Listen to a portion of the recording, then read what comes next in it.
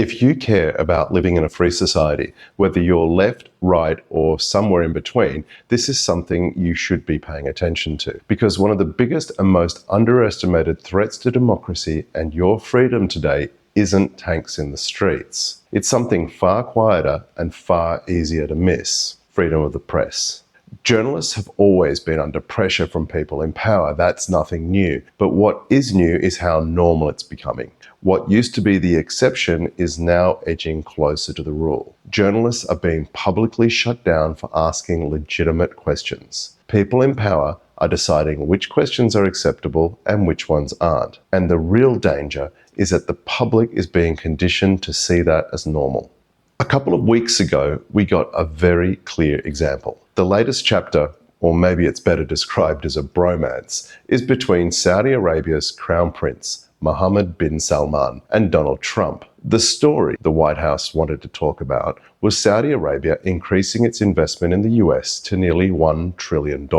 Yes, that's with a T. And in return, the US has indicated a willingness to provide advanced versions of the F-35 to Saudi Arabia, which, let's be honest, would be a significant shift given that Israel is currently the only country in the region that gets to operate those jets. It was a massive headline, a huge geopolitical statement. But we're not here to rehash that story because that's not the one that's important to you. That's just another day in Washington. The real story, the one worth paying attention to, is what happened in the room when Mary Bruce, a veteran ABC news correspondent, dared to ask MBS a completely legitimate question regarding the murder of Jamal Khashoggi and the Saudi royal family's potential involvement in the 9/11 attacks. And Your Royal Highness, the U.S. intelligence concluded that you orchestrated the brutal murder of a journalist. 9/11 families are furious that you are here in the Oval Office. Why should Americans trust you? And the same to you, Mr. President. Now, who are you with? I'm with ABC News, sir. You're with who? ABC News, sir. Fake news. ABC fake news. One of the worst in the business. But I'll answer your question. Before MBS could even answer,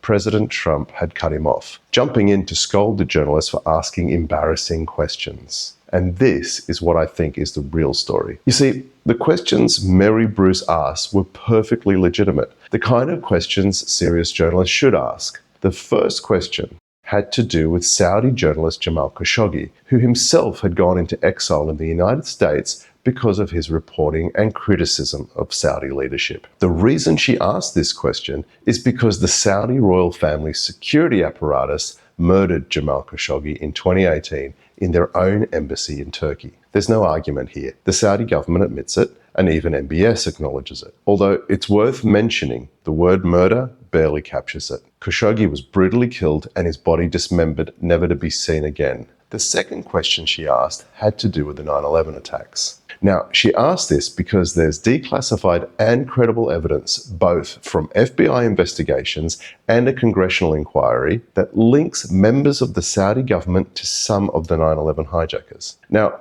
I don't know about you, but to me, those sound exactly like the kind of questions that should be asked of the head of a country the United States is doing major business with. These aren't fringe accusations or political theatre. They're serious issues that deserve serious scrutiny. Now, a free press isn't just a nice idea or a political catchphrase. It's one of the key pillars of a healthy democratic society. In fact, I would argue it's the core pillar, the one that supports all the others. Without a free press, the others don't survive for long. It's the safeguard that holds power to account regardless of who holds it, whether that's in the United States, Europe, Australasia, or any democratic society around the world. And if we fail to protect it, we risk drifting toward the very places we criticize. Countries like North Korea, Cuba, Russia, or parts of the Middle East, where the press isn't just silenced, it's crushed, controlled, and in many cases, journalists are murdered for reporting the facts and trying to hold power to account. We should take a moment here to discuss a really crucial point. My message is not political. This isn't about whether you like Trump or not, or whether you're a conservative, liberal, or anything in between. A free press protects everyone. It doesn't matter where you sit on the political spectrum. Because if Trump, Putin, or whoever can shut down a journalist today, then anyone can do it tomorrow. And before long, the press stops being a watchdog and turns into nothing more than a puppet, a megaphone for whoever happens to be in power. Look, the concept is simple.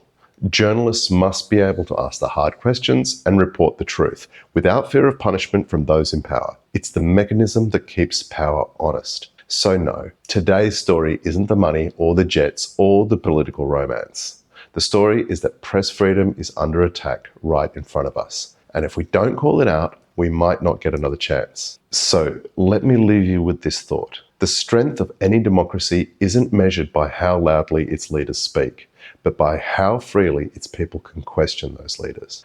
And if we allow intimidation, mockery, or political theatre to replace accountability, then we weaken the very foundation that keeps us free. A free press isn't perfect, but without it, nothing else in a democracy can function. And remember, all that's necessary for evil to succeed is for good people to do nothing. And that's the real story today. So if you think this matters, let me know what you think in the comments. And subscribe, we'd love to have you with us.